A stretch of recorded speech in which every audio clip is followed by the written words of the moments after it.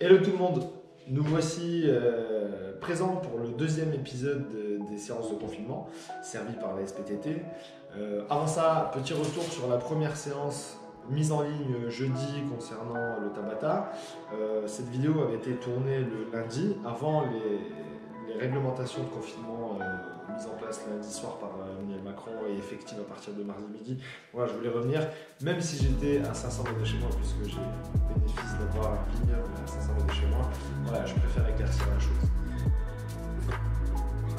Donc pour ce deuxième épisode, assez simple, on va partir sur 4 exercices pratiques sur la ceinture pelvienne, sans respecter forcément des intensités ou des périodes, puisque je le rappelle aussi, les réglementations ou les recommandations du ministère de la Santé concernant les séances de sport à domicile.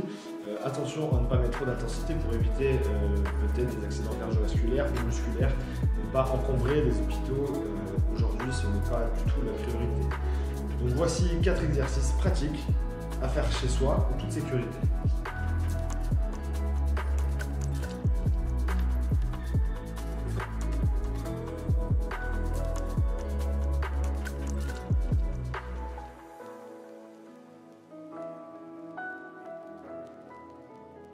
Sur la structuration de séance, ce que je vous propose, c'est de ne pas partir avec un nombre de répétitions figé sur un nombre de temps imparti, mais au contraire de réaliser vos séries en fonction de vos capacités.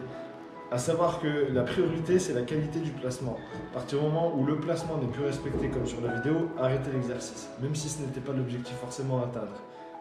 Sur le gainage latéral, il va bien sûr falloir faire exactement la même chose de l'autre côté, en respectant deux choses: l'alignement pied, bassin, épaule, tête, et le deuxième alignement concernant la perpendicularité entre votre corps et votre bras.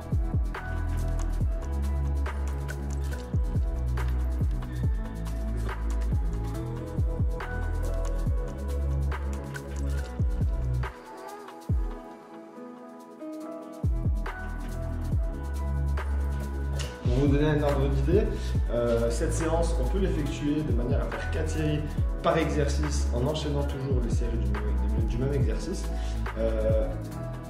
10 reps de l'exercice, 30 secondes de récup, 10 reps, 30 secondes de récup.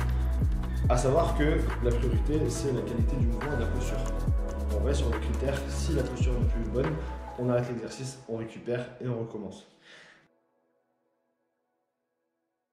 Voilà pour aujourd'hui, j'espère vous avoir donné quelques idées pour travailler la ceinture pelvienne de manière équilibrée. La prochaine thématique sera abordée par rapport aux membres supérieurs, comment les travailler chez soi, avec ou pas peu de matériel, ou en tout cas du matériel domestique. Une dernière chose, une grosse pensée, une grosse pensée à tout ce service médical et ces services médicaux qui sont dans une période très difficile et très compliquée. Restez confinés, respectez les gestes barrières. On y arrivera. À bientôt!